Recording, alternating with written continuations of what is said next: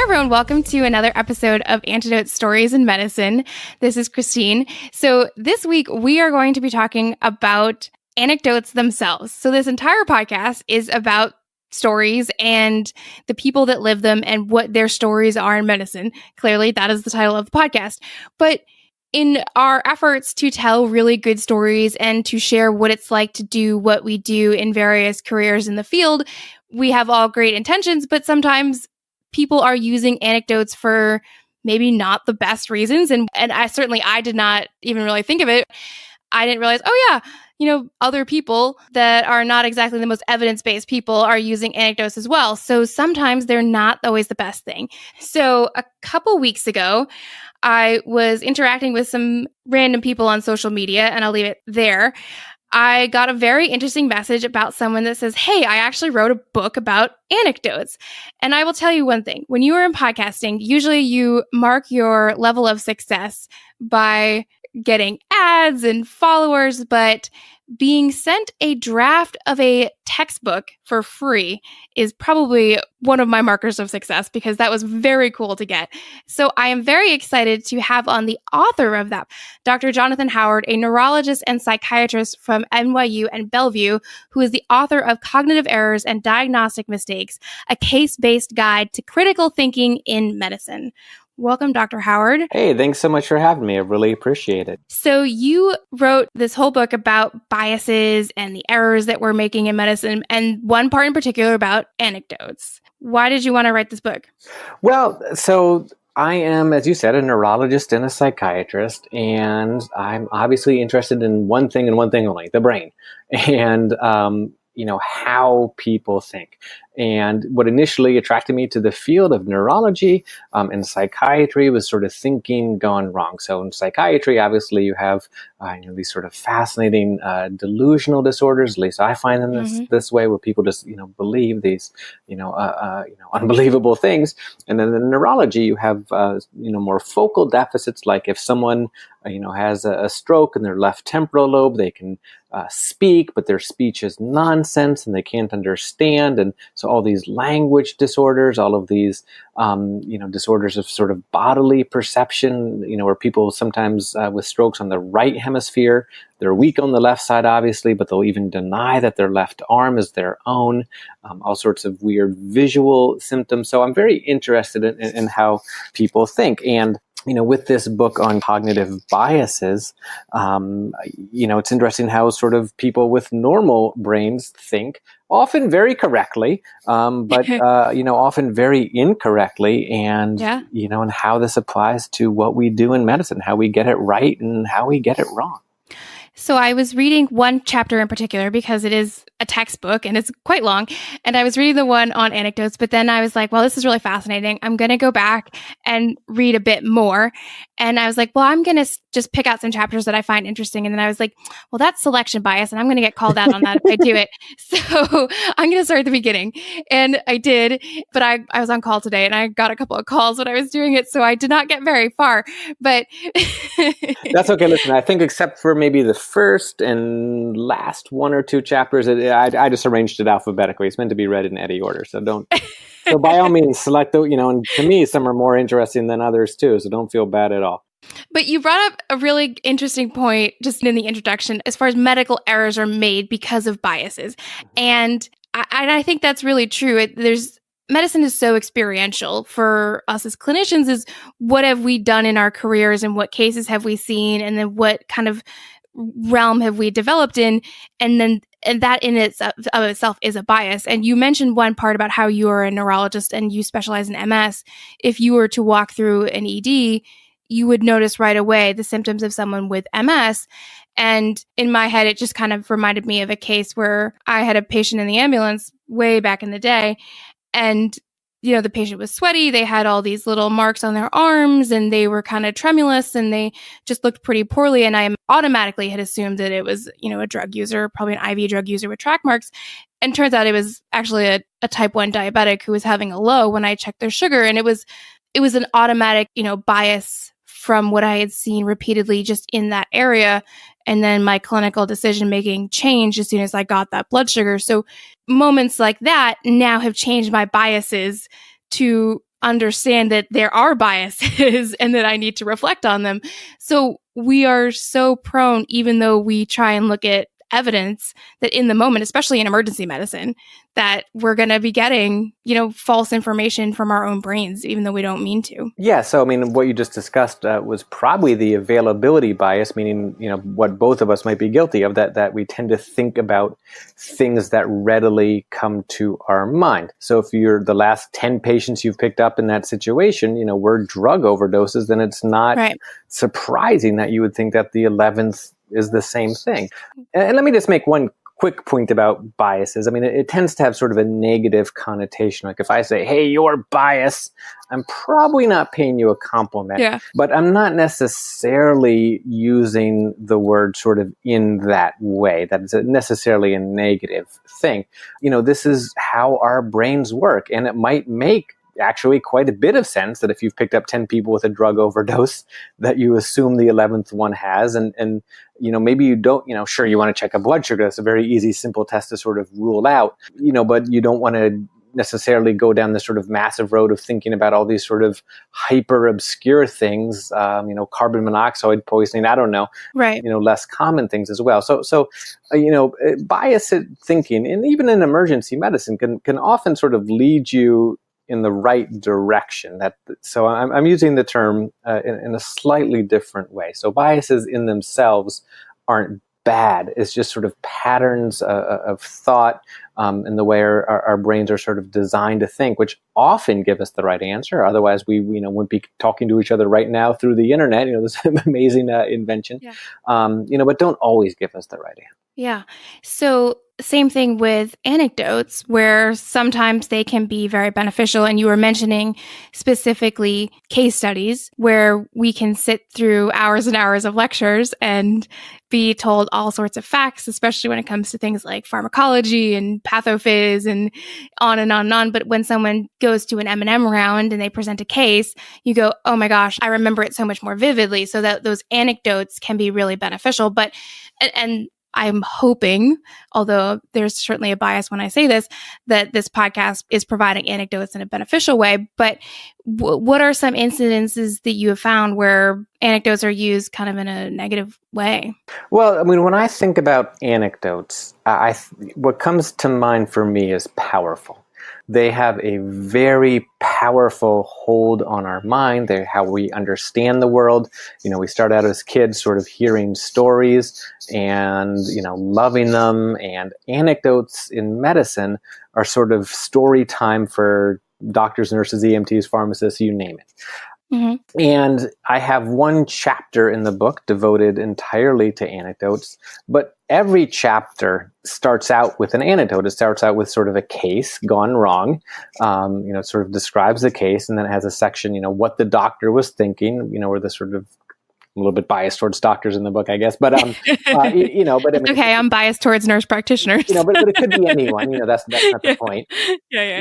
What this person was thinking and sort of how they went wrong. Because I realized that these sort of stories get people's attention. So again, what I think about with anecdotes is power, and it could be used for good and used for evil. It's sort of like fire. We use fire to cook and to heat, maybe not as much as our ancestors did, but, without fire, humanity never would have survived. But fire can also be completely destructive. So anecdotes are like fire to me. You mentioned specifically alternative, and you said CAM. So CAM is complementary and alternative medicine. And I think complementary is that stuff that is like, acupuncture that is supporting allopathic medicine, but the alternative stuff is the really not evidence-based, because in one of your quotes, it was like, well, as soon as something becomes evidence-based in mainstream, it's no longer alternative. So explain how the anecdotes are used for like anti-vaxxers. And you mentioned something really interesting with MS, and someone was on a keto diet and kind of all this sham medicine that is getting people in the heart of emotion, as opposed to something that's really science-based and going to be really helping them. Sure. So I want this to be a conversation, but based on that, I could probably talk for the next hour straight. So just cut me off. But yeah, so there's sort of a famous quote. I think it was a comedian, Tim Minchin, who said this, but he said something along the lines of, do you know what they call alternative medicine that works? medicine. So once something has been shown to work, it's sort of no longer alternative. And, let me say what I'm not talking about with alternative medicines are things like diet and exercise and, things like that. The alternative medicine is sort of somehow rebranded those things as alternative when they're not. And so given that alternative medicine by definition can't have science to back it up. Right. All it can have are anecdotes. And these can be very, very persuasive. It's extremely compelling to read a story of, I had X and Y disease, I did X and Y treatment, and look at me now. And those anecdotes, I'm careful in the book to say that they shouldn't be sort of discarded automatically. Some anecdotes can be very true. And, since you brought up vaccines, which I think are probably the single greatest intervention in the history of medicine, they were started by anecdotes, so Edward Jenner, heard sort of, fairy tales from rural farmers in England, that milkmaids who got infected with cowpox were immune to smallpox. And he decided to test it out. He actually, a little bit of trivia, I don't think he was actually the first person to do it. He was the first person to get credit. But and lo and behold, based on these anecdotes, vaccines were discovered. And we no longer have smallpox, polio, diphtheria, and many other diseases have largely vanished.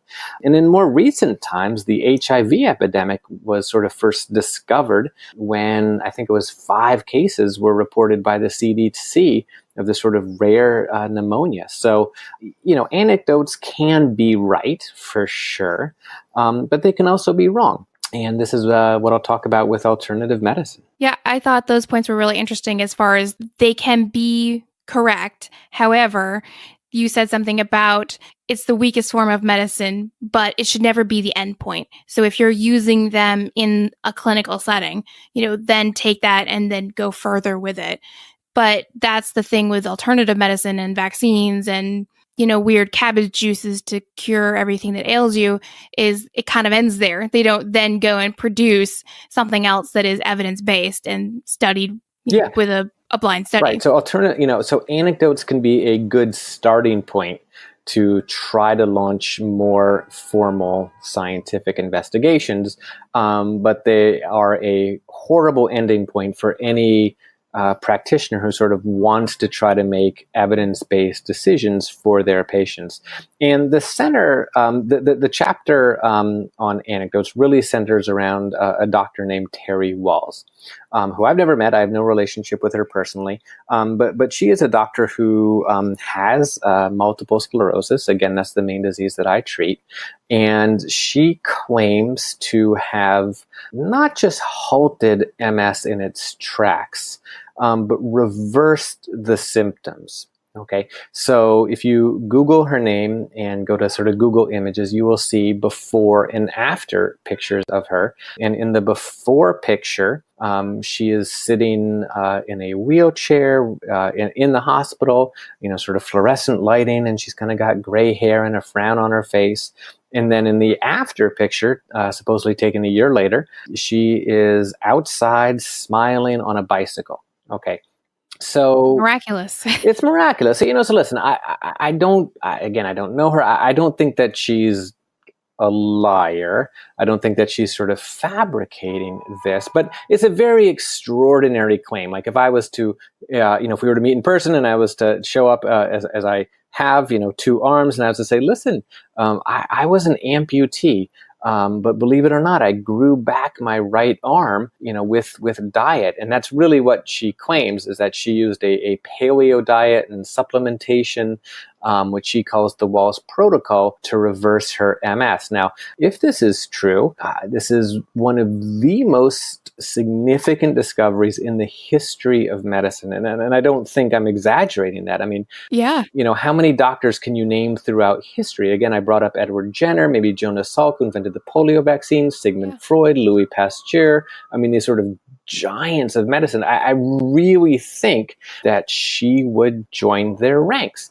And okay, so, skeptical person like myself sort of wants to do a few things. I want to be open-minded, right? I mean, the history of medicine is full of people who were called quacks and laughed at, but they turned out to be right. Yeah, it's sure. much, much, much, much fuller of people who were called quacks and laughed at, and we know, and they were quacks. Right. We know that we no longer remember their names, so they're sort of forgotten to history. But I would want to see, really what evidence does she have? And, she's collected this group of stories, which she calls Wall's Warriors. And, she publishes their anecdotes and their stories. I did your diet and, I feel a million times better. And it's great. Listen, I mean, I hope that these are true and I'm happy people are feeling better. But that's just not how medicine should work. I think I'm trying to frame my thought here. I mean, there's so many thoughts on the right. So, I can go on. Well, go ahead. You got your thought. Ask your question. So, I mean, there's so many things that just about like one, MS is, and I have a very limited understanding of MS, but MS can be a relapsing and remitting condition. So people may, have flares, and this is my understanding of it, that and then also get a little bit better. So it may just be completely not related to her diet. Also, maybe just a healthier diet is good overall too. So how can she be controlling for that? But it's just that anyone that has been to any kind of formal education or any kind of scientific education knows that, all right, what is your N number for your study? And if it's all stories, then your N is very low. So N is your number of participants in it. And when you're looking at all this kind of stuff, it's just, you're right, it's very emotional because, wow, they're cured. And if you're a patient that's looking at it, you're like, I want to be that one person. Maybe I can be that outlier. And the science doesn't really matter to them.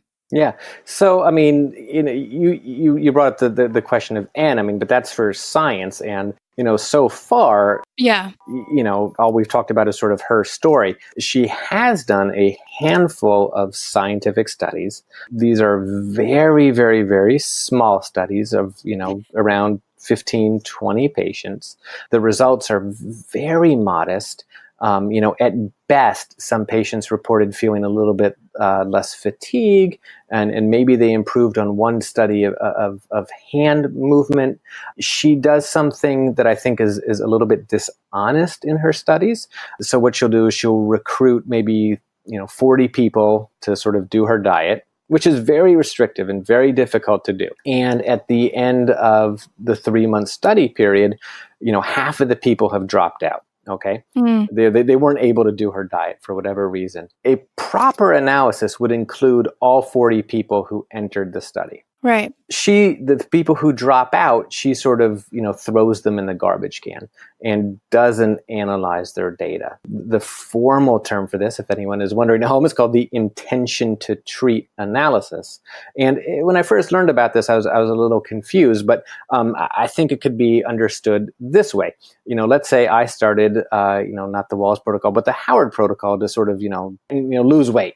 And I said, my treatment is you have to jog 10 miles a day. Okay, let's say I enroll 10,000 people in that study, and obviously jogging 10 miles a day is extremely difficult. Right. And at the end of 6 months, only 10 participants were left, and all 10 of them lost weight. Can I then say, I have a 100% success rate, all 10 people who did my jogging protocol lost weight? I guess you kind of could, but what about the other 9,990 who couldn't sustain it? Right. You can't just sort of pretend that those people don't exist. So right. her formal studies, small as they are, really don't back up her claims. I mean, if you're reading any kind of study and you're reading any kind of peer-reviewed journal article, it will say there was an attrition rate and this is why. And it will list the jogging thing. 3 people got hit by a bus. So, okay, obviously they couldn't complete the study. That should not be included in the results because that had nothing to do with the study. But okay, everyone else just didn't want to do it. Well, that's actually part of the study. And so good scientific studies will describe that for you. But that's not her methods, and that's not the scientific method. Well, I tell you, if they got hit by the bus while jogging, that would be a true harm of the study, right? So that would be a true harm of the study. It would be very important to include those people. And so you might ask, what is, her motivation, right? So, I mean, yeah, is she just sort of, selling this out of, what's up with this? And, again, I don't know her personally, and I'll, want to sort of assume, as I'd like to, that, she's a good person, and most people are good people. But if you go to her website, and this is very characteristic of, alternative medicine practitioners, it's a store. She is selling all sorts of things. She is selling her book. I guess I am too, so a little bit of hypocrisy there. But she's selling, trust me, I guarantee I will lose money on my book. But she is selling. As I am losing money on my podcast. Yeah, I know. We do this for the love. I hired a proofreader for like $1,000, for my book. There's no way I'm going to make that up, which is fine. But she is selling, her book. She's selling this sort of seminar and retreat. I'm looking at her website right now. Where sort of all these lecturers come and this health professional certification, which you can get for $2,499. She is selling menus and, an e-course, a membership to her website. And this is just not sort of how reputable science is done. And, again, this shows the sort of power of anecdotes, though. People sign up for this. And, I've had patients, do her diet. And I saw a woman the other day who I'd met about a year ago, and she said, I want to do the Walls protocol, and I said fine. And she disappeared for a year, and she came back with a relapse in her brain stem, and was just too dizzy to even stand. The room was spinning, tons of vertigo, nausea, and vomiting. Trust me, that anecdote, and that's what that is. I realize what I'm saying is an anecdote too, but it won't appear on her website. So. Right. My anecdotes are as good as her anecdotes. Yeah. And that's, I think, what I try to do on this podcast too, is share anecdotes of this is something that's out there, and then go learn a little bit more about it, because I think anecdotes help expose people to things and a world that they may not have noticed before, or allow people to feel more inclusive in a world that they may feel isolated in. So like with EMTs and paramedics that are like, wow, I had these really traumatic experiences. Oh, here's an anecdote about someone else that had something similar. This is normal to feel this way. Maybe I should go get some help. And that's granted a bias in my own to say that I will hope that it is beneficial. So when everyone is listening to stories, when they're listening to my stories, when they're listening to Dr. Phil and Dr. Oz and all these people with credentials that are telling them you should try these crazy diets and these pills and stuff, how do you suggest that people differentiate between the well-intentioned versus the well-marketed ploy? Yeah, I mean, asked to see the science. And, a lot of times, people like Terry Walls were sort of, she'll do something with, use a technique called special pleading, which is essentially to say, I'm immune from the need for science. So she will say things like, my treatment is sort of, it's this complex diet. And with a medication, you can sort of do a randomized double-blind trial. You can have half of the people take the real medicine, half the people take placebo. And, but you can't do that with a diet. You can't sort of, have half of the people, not know what they eat, for example. Or she will say, doing trials costs millions of dollars, and there's just no one to sort of finance these studies. And she's right. There's not a lot of money to be made. Some pharmaceutical company isn't going to invest $20 million to do a study of diet, and you can't blind people to what they eat. You can't put a blindfold and, not have people know whether they're eating a hamburger or a salad. So she's right about that, but you can't work backwards from that and then say her protocol works, right? So it's hard to study, true, but that doesn't mean that it works. So you should ask, whenever you hear an anecdote, say, what science is this based on? And if they can't provide it, it's not on you to prove them wrong. It's on them to prove themselves right. Just as far as like evidence-based diets, and I have not read any literature on this, but I've heard that there are studies supporting like the keto diet for seizures in children. And there are studies that have, I think they're more like retroactive studies that have shown it. So is that correct? I mean, there's things that have shown that diets can be successful for certain things. So in that kind of like logical fallacy part, like as far as I know, for the keto diet in particular, I think it's just for kids and like, I think you're right. So I'm saying like diets have been studied to be successful for certain as an intervention. So her entire idea that you can't study diets is a fallacy. Right. And listen, I don't want, sort of anyone listening to this to sort of think, oh, here's sort of a typical doctor, not, saying diet doesn't matter. No. Oh, no, of course not. I wrote a 100-page guide that I emailed to all my patients with MS. And in it, I say, here are the 5 or 6 things to lead a, long life. Number 1, eat a healthy diet. 2, exercise. 3, don't smoke. 3, don't drink too much. 4, get enough sleep. What am I up to now? I'm lost count. But, and the last one is sort of, be social.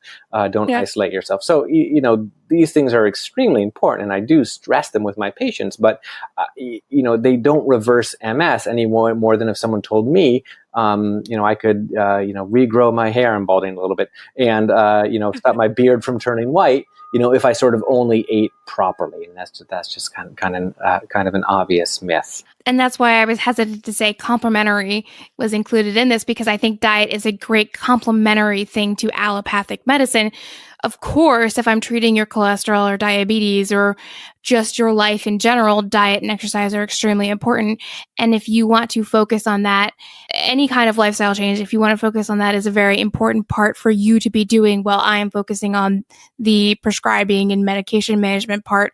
Great. We are a great team together, but that's not the only solution to this problem. I mean, I would object to what you just said a little bit, in that I would say it's not complementary at all. And this is where I was talking a little bit about the rebranding, that, if you're treating dyslipidemia and diabetes, diet and exercise are treatments number 1 and 2.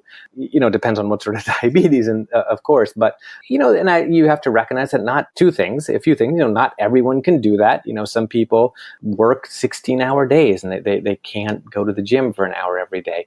And some people try that and it just doesn't work for them, and medications are necessary.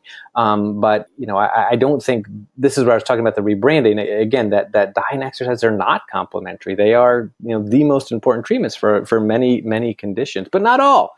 You can't exercise your way out of, pancreatic cancer, for example, unfortunately. Sure. And I think I probably gave some pretty poor examples of things that require lifestyle interventions first. That's all right. I know what you know what you're talking about. It's fine. But I mean, you're very right. Certain things should start with diet and exercise interventions, but other things, they work hand in hand together with medication when it's appropriate for your specific treatment plan. But I think when she also says on her website, like, oh, I can treat any autoimmune disorder. Yes.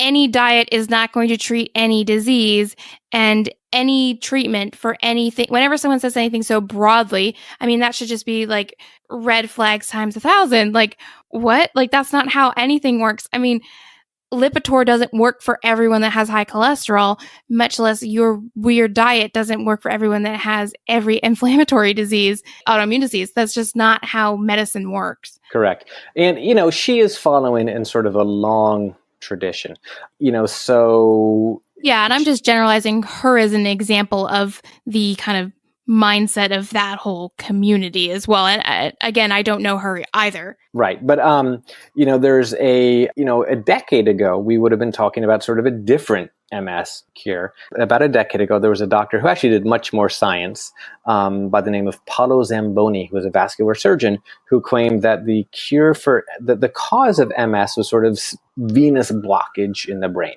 And the cure is to sort of open up veins, so to stent them.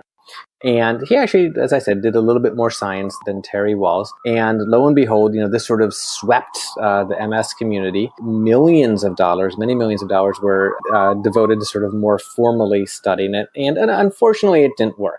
But someone did an analysis of all the YouTube videos of people who had gotten this procedure done, and there were like 750, and 725 of them were very, very positive. And I read an article at the time, I forget who it was by, but he said, I've been studying MS since 1975, and every 5 years, the cure for MS is announced. And in 1975, it was bee stings. In 1980, it was hyperbaric oxygen. In 1985, it was cobra venom. So he just went through these things. And, all of these are supported by anecdotes and testimonials. And, that's their danger. Do you think it goes against medical ethics to be touting these kind of cures? I mean, I imagine these physicians are true believers of their own cures, but at the same time, it's this do no harm Hippocratic oath that physicians take, and they are doing harm by suggesting their diet interventions as opposed to taking the medications that are prescribed for these diseases. Yeah, I mean, I think so. I mean, I think that it is unethical to promote cures that are not evidence-based. I think it's unethical to sell things directly to patients to profit that way. Again, I did write a book for MS patients. It costs $15. I get $1 per copy sold. I email it free to my patients. I'd be utterly shocked if I, get more than $100 in royalties per year from this book. But yes, ethical doctors don't sell menus. Ethical doctors don't sell, memberships to their website. And it's not surprising that Terry Walls, she probably wouldn't describe herself this way, but is anti-vaccine. She does sort of a lot of vaccine fear-mongering. And these things sort of often go hand in hand. Yeah. Sort of the more a doctor sells, more likely they are into other quackery. And she might point out, in fairness, that people in my position also have conflicts of interest. We might be getting a little bit off topic here, but there's huge money in these MS medications. They cost many tens of thousands of dollars a year, and some of my friends do get paid thousands of dollars per year, tens of thousands, hundreds of thousands of dollars to speak on behalf of these pharmaceutical companies. That's all publicly available. There are websites called Dollars for Docs where you can sort of look people up. And, I also think that's unethical. But pointing out that, and this is a favorite technique of some of these alternative medicine practitioners, is they'll point out something unethical pharmaceutical companies did, and they'll be absolutely right about that. But that also doesn't mean their treatment works. Right. It's kind of a diversion tactic. Yeah, of course. Yeah, exactly right. Sure, I punched you in the face, but, someone punched me 2 weeks ago, Right. it doesn't make it right. And, when I say that, Terry Walls and her ilk are sort of following this long, line of using anecdotes to sell things, I found this amazing book. It's online. I think it's from 1912 or 1911 or something like that. It's called Nostrums and Quackery. Maybe I'll email it to you, and you could sort of link to it in the show notes or something like that. But it is this massive tome of 509 pages, all about sort of, quack cures from 100 years ago, over 100 years ago. I can only imagine what things that they thought was quackery when it was all cocaine and but a few things. I mean, a lot of it wasn't that different. Yeah. Sort of various vegetable juices and electrical devices, various vibrating belts, and all of these still exist today.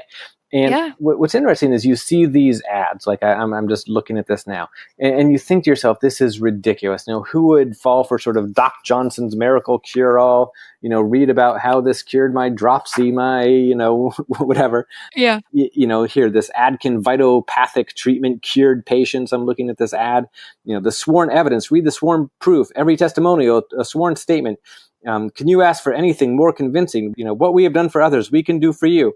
Female weakness cured of facial paralysis, locomotor ataxia cured, paralysis conquered at last, nervous breakdown cured. Whatever locomotor ataxia is, I don't know, but there's a sworn statement. So we laugh at that, right? I mean, we recognize this instantly in this sort of old print and this old style of handwriting with these old names for our old font, whatever typeset, and these old names for these diseases that have been renamed. We recognize this instantly as quackery. But when we go to some of these websites and we see, someone, a smiling person and these sort of testimonials of smiling people on websites, our modern brains are tricked by that. And well, now I think the terms are more like all natural and plant derived and, completely organic and works with your body and all these sorts of things. And working in primary care now, you get so in tune with the latest quackery because patients come in like, well, I read this article about this thing and now I need to be worried about it. What do you think of this? And you're like, I have not even heard of this. This sounds like the most ridiculous thing. Why are you putting poison ivy extract under your tongue? And now you're having an allergic reaction. Now you're upset about it. And I have to go Google this while they're sitting in front of me. And it seems ridiculous to you. But then you're like, oh my God, the New York Times just told me that I should stop all of my psychotropic medication because it's harming me and my like neurotransmitters. And like those are articles that are out. And now you have to be aware of these things in the modern tense as a clinician. It's actually overwhelming. Well, I mean, I think this is where you can sort of harness the power of anecdotes in a good way. Yeah. And that's to sort of say, the next patient of mine, who comes in and, sort of wants to try one of these cures, I sort of have an army of, not army, but, a collection of patients in mind, who have tried these things to their detriment. So I'm not going to be dishonest with patients. I'm going to try to use anecdotes to steer them in the right direction by saying, hey, listen, I saw someone, last week who tried this and, unfortunately she came back, with multiple new lesions or with a severe relapse and is doing much worse. Ideally, I'd like to say to patients and do as well and sort of say, here's this more formal science backing up what I showed you. Sure. But I recognize that they're more likely to be persuaded by anecdotes. So anecdotes backed up by good science, I think are not only ethical, but often mandatory. So that was going to be my next question is, talking about the ethics of using this anecdotal evidence when it's not evidence-based by people that are kind of hawking their wares in this quackery. Is it ethical for us as clinicians to be using anecdotal evidence in kind of combating that to say like, okay, you don't believe in vaccines. Well, I've seen someone with measles and or mumps and like, let me tell you about orchitis. If you don't get it. Maybe you should define orchitis. Because it's worse than it sounds. I've never had it, thank God, and you never will, but go ahead. Thank you. But it is quite a lovely, we'll just say infection of the testicles that is just, it leads to some infertility and it's not so good if you get it. The swelling of the cheeks, that happens down there. Not good and pretty painful in a very, very simplistic explanation for a podcast. But using these stories against them, is that an ethical use of anecdotes? I think absolutely. So, and I think it's mandatory. So I think the anti-vaccine movement has been so successful, although they're partially successful. Let's not overstate their power. But by sharing these tragic anecdotes of a child who gets a vaccine, at some point later, a day, a week, a month, something tragic happens to that child, and the parents, share their story on social media, just convinced that the vaccine caused it. And, that's extremely, extremely compelling. And just last week, there was a massive study from Denmark showing again that the MMR vaccine does not cause autism. Yeah. I think that study will convince exactly no one. It will change no one's mind. Yes. But in contrast, sharing a case of, I just saw an unvaccinated child who came down with a horrible case of the chicken pox and, they had to be hospitalized. Not that happens it's not something that happens too often, but is much more persuasive than, showing them that study. Or the case that was just in the news last week about the first case that came down with tetanus. In Oregon, we're thinking the exact same thing. In I'll let you tell the story. Go ahead.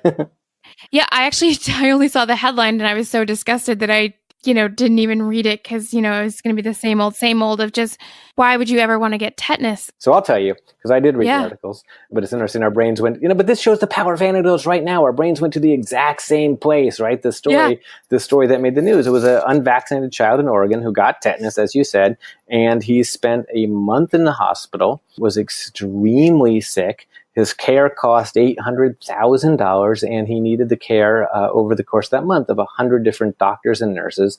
And his parents still refused to vaccinate him against tetanus and against other diseases.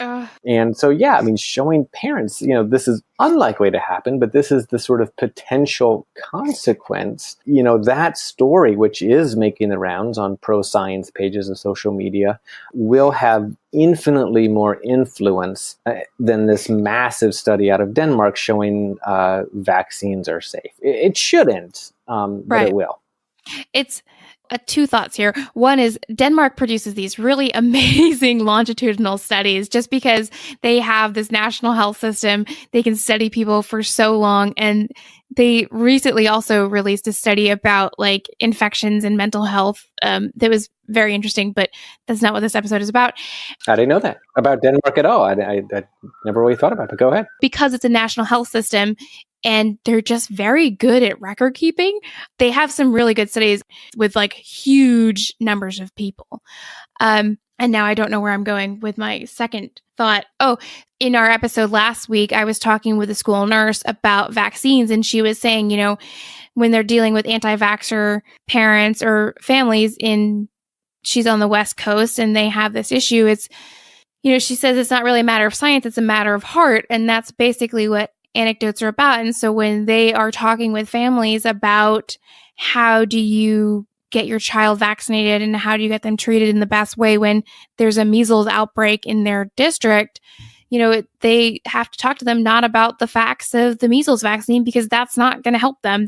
They're not going to listen to that. They have to talk to them about how to do it in kind of their quote unquote holistic way to supplement the care that they want to give their child. And I think we have to learn to speak their language a little bit with anecdotes, because obviously throwing science at people, the thing that convinced us is not really going to convince people if they're so, against it and just so beholden to this movement of it's going to cause harm. Yeah, I mean, one thing that's true about the anti-vaccine movement are really many people who sort of believe false things. I'm sure I have some false beliefs. I just don't know what they are. But it's just not. I just don't want to believe them. It's not a deficit of facts. Okay, so let's say, for example, I was to get in a discussion with a leading anti-vaccine advocate.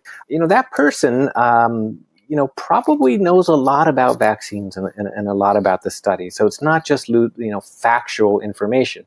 For example, I'm sure if I got into a debate with someone, who thought the moon landing was a hoax or the Loch Ness Monster was real, the world's experts in these things, I'd look like a fool because they probably know a hell of a lot more facts about these things than I do. So it's not just a pure facts. And I think what we have, science communicators have yet to discover is, how to, and maybe there isn't a way, but, how to, undo the harm of these very, very emotionally compelling narratives, which I should add, should be taken with a grain of salt. I actually wrote a book chapter in a book called Pseudoscience on the Anti-Vaccine Movement, and one of the cases or one of the sections on it, there's a website called VacTruth, and anytime a website has the word truth in it, just it's full of lies. But they shared a story of this boy named Daniel.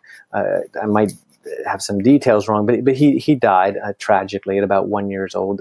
Shortly, a couple of weeks after getting some vaccines, and they shared his story, and his mother was sort of a prominent anti-vaccine person until they started manipulating her story, and things started to change. If I recall, first he got the vaccine and then he died 2 months later, and suddenly it was 2 weeks later. Suddenly he died 2 hours later, and they just started playing, hard and loose with the facts to where she sort of realized what was happening and got so disgusted. I quote her in this book chapter saying, they changed his name by the end and this sort of thing. And so, these stories, you also have to definitely take them with a grain of salt. And that's one area where sort of, pro-science people are a little bit disadvantaged is hopefully, we just don't lie. Hopefully. Yeah. But, how to convince people just not to believe everything they read is extremely difficult. I think that's a big problem with our country overall right now, not just in our little microcosm of medicine. But it's also, it's interesting. It's not just sort of we're talking about people that they're very gullible, like, they'll believe everything they read on the internet. But in reality, some of these sort of conspiracy theorists and anti-vaccine people are sort of pathologically doubtful. So, there's a massive study funded by the CDC. Oh, well, the CDC is corrupt. Okay, there's a massive study funded by a pharmaceutical industry. Oh, well, of course they're corrupt. Okay, there's a massive study founded by a university. Okay, but the university, received a donation from Merck. Therefore, they're corrupt. And, no one can be trusted. So it actually, I think, people who buy into these things, they're not just gullible, but they're sort of hyper skeptical to where they doubt everything. And again, this is what, to circle back to Terry Walls, the woman who cured MS, she sort of plays into this by saying, pharmaceutical companies won't fund me because, they'd be out of business. And so Right. she plays into this sort of hyper skepticism that is, prominent as well, to where every shooting in, mass shooting is a false flag operation in some people's eyes. So it's horrible and tragic. Is there anything else you want to say about anecdotes before we wrap up? We're almost at an hour. Other than to say, I think that doing a podcast on them is amazing because, conventional medicine, I think, underestimates their power. Anecdotal medicine is sort of set as a slur, and, and people are sort of completely blind to, the power that anecdotes play in medicine. We, just to say what you said at the beginning, there'll be a case conference where, someone will be presenting a study, in this study of 20,000 patients who blah, blah, blah, blah, blah, and everyone will nod off to sleep. And, then the speaker will say, and I had a patient who took this medication, and all of a sudden everyone will wake up and Right. pay attention. And so I think drawing attention to sort of how important and how powerful anecdotes are in all of our lives is an extremely valuable service. And I commend you for doing it.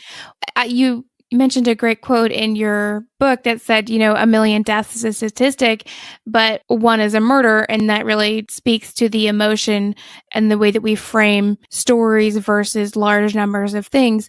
And again, I firmly believe that if you're going to be doing anything, that you should also look at the potential negative side effects of it, or look at it a little bit critically. So whenever I think that quote was by Joseph Stalin, by the way. was that a quote by Joseph Stalin? Oh my gosh. Well, I think it's a little bit unclear about who first said it, but it's mostly attributed to him. The death of 1 million people is a statistic. The death of one man is a tragedy. But he was right. He was right about that. But, just because he's not the most, favorable character doesn't mean he can't be right in some of his insights on things, but probably he had some insights that made him successful in what he was doing. And that brings me to the point of, if you're going to be doing something, you should be critical in your reflection on it. And that is the same thing with this podcast, as far as we are telling stories and, what is the point of telling stories? Well, my intention is to tell them so that people can learn more, and then hopefully, use that as a jumping off point. I always say that, when we tell something, it's not a globalization. It's not a generalization that, this is the medical advice. This is just someone's experience, and maybe someone else is sharing something similar. Or maybe this is, your way of saying, hey, there's this role that I didn't know existed, especially for people that don't work in medicine, to get a little bit of a glimpse into what we're doing that is so complex and so nuanced. I had someone that was a speech language pathologist on, and I think many people that are not in this realm of what we do don't even know that that would exist except by a story. So I think that has benefit to it. But again, whenever you're doing something, looking at it with a critical eye and just taking a step back, it's so, so important. So I really do appreciate you coming on and sharing that perspective. Do you want to talk about your book a little bit more?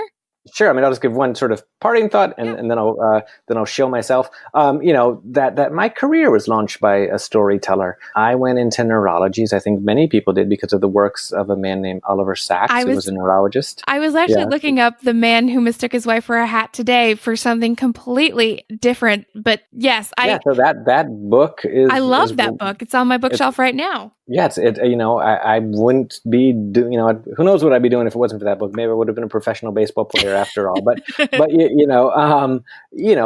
for people who haven't read it, kind of like the title suggests, The Man Who Mistook His Wife for a Hat, it's just a sort of a collection of case studies and case series. Are these individual stories about these patients with these fascinating brain disorders, and they're nothing but stories, but they're true, and they're amazing, and they started my lifelong fascination with the brain and neurology. So now for the showing. I mean, I don't think I have too much more to say about the book other than to say I worked hard on it. I hope you like it. It's written. It's a medical book, and it's you called it a textbook, but it's really a book on critical thinking more than medicine. So I think people who aren't doctors or into medicine at all could enjoy it. It's full of sort of pictures and memes. Yes. So it's meant to be sort of fun and entertaining. I talk about myself. Terry Walls, for example, has Walls Warriors. I have Howard's Heroes. So it was not meant to be sort of this sort of dry, staid textbook. And it's a little bit expensive on Amazon. I think it's a little bit cheaper if you go to the publisher, springer.com, buy it from there. So yeah, thanks for letting me do that.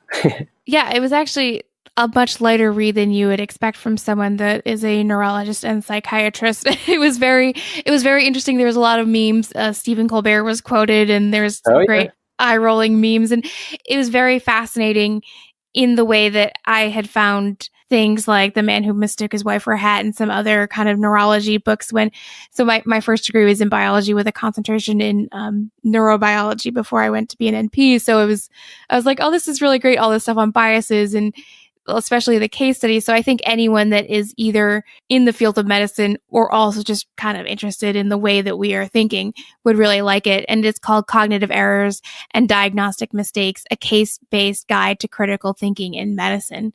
And so if you guys want to get in touch with me, you can always follow me on social media. So Twitter is Anecdotes Pod.